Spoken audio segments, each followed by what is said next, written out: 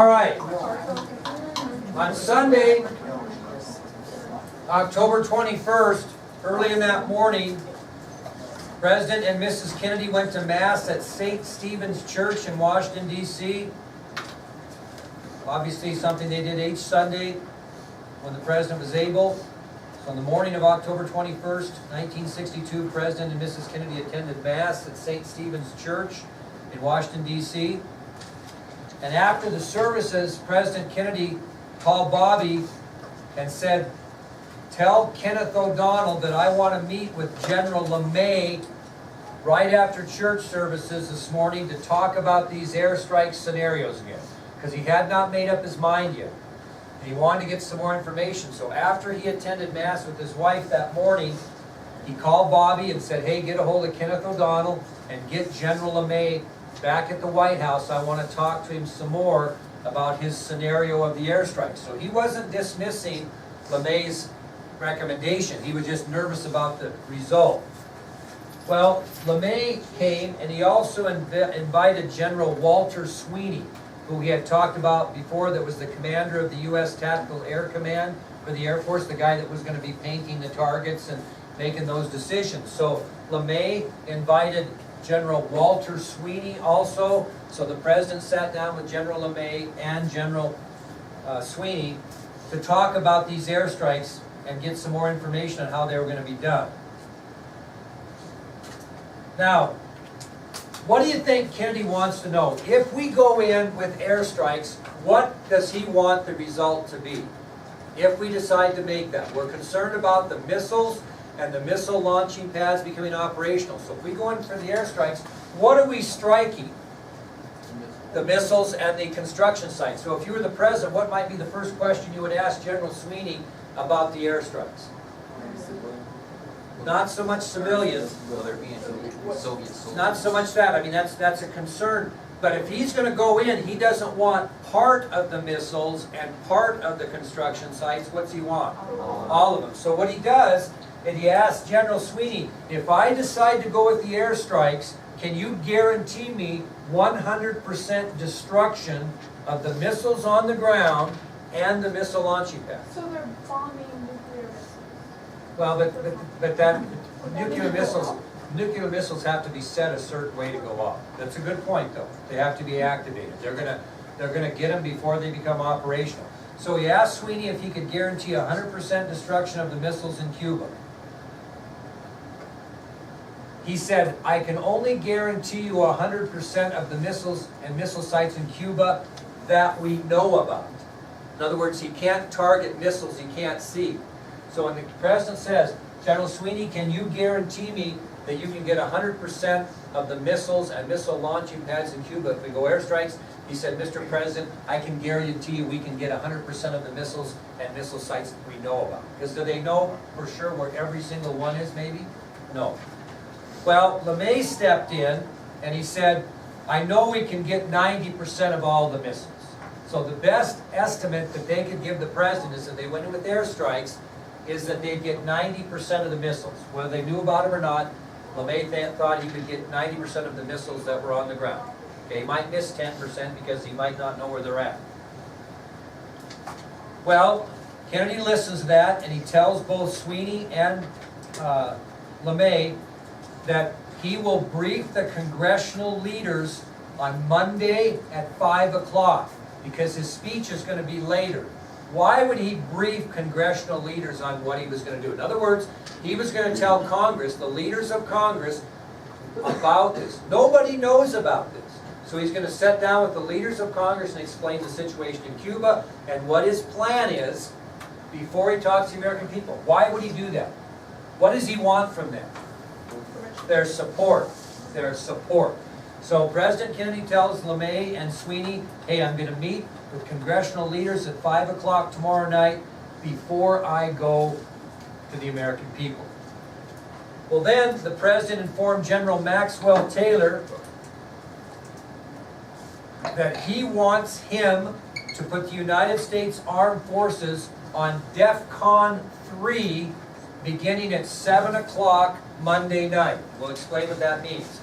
So after his meeting with LeMay and Sweeney, President Kennedy gets in touch with General Maxwell Taylor, who's the chairman of the Joint Chief of Staff, and he tells him, I want you to put our armed forces, Army, Navy, Air Force, Marines, because he's the chief, he's the Joint Chief of Staff, he controls them all.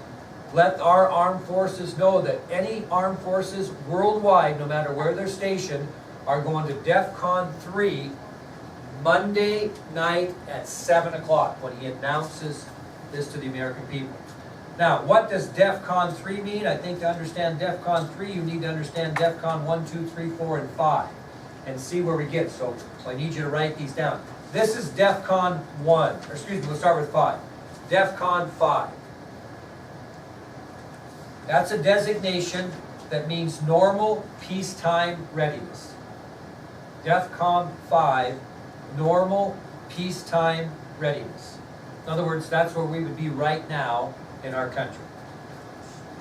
DEFCON 4 would be normal peacetime readiness, however, we would increase our intelligence and strengthen our security measures. So DEFCON 4 is also normal peacetime readiness. However, we would increase our intelligence and we would strengthen our security measures. We would take a little precaution, be prepared. That's DEFCON 4. Normal peacetime readiness, increased intelligence, and strengthened security measures. Okay, DEFCON 3, where the President has asked General Taylor to place us on Monday night, is increase in force readiness above normal readiness.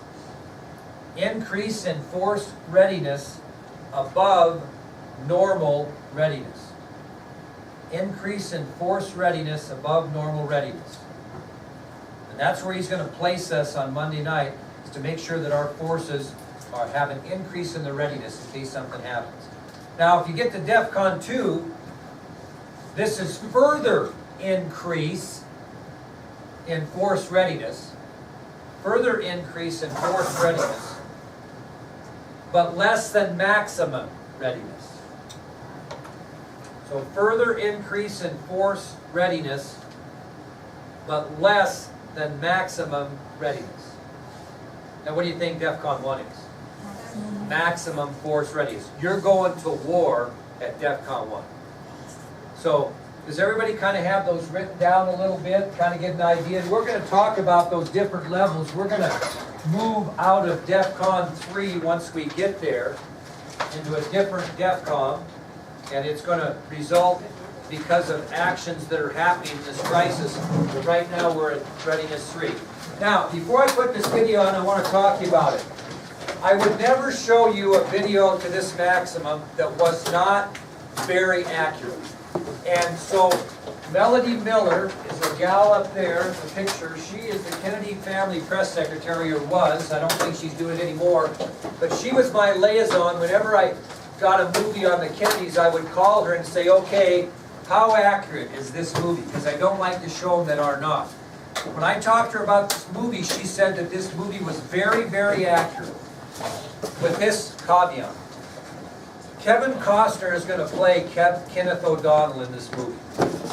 And the only thing she said that maybe was a little off is that Kenneth O'Donnell really didn't do every single thing that you're going to see in the movie. David Powers, who was another one of his aides, was also involved, but when they put the movie together, they thought having two people would make it kind of confusing. So Kenneth O'Donnell says some things in this movie that probably David Powers said. But in essence, the whole thing makes sense. So it's very accurate, and I think you're going to get an idea of these characters, and I can sit here and lecture about it, but when you see this in action, again, these are actors, but they've done a very good job of matching these actors up with the people that they're supposed to be portrayed. And the guy that does John Kennedy, and many, many actors have tried to do John Kennedy over the years in many different things that were movies. This guy does a really nice job. And so you'll see Bobby and you'll see them all, and they'll pay attention to that. So what I want you to do is I want you to have your notes out in front of you, and I just want you to make sure that you have these things down, because the lecture follows this pretty close, because this is accurate. I really think you'll enjoy this. It's a very, very good movie.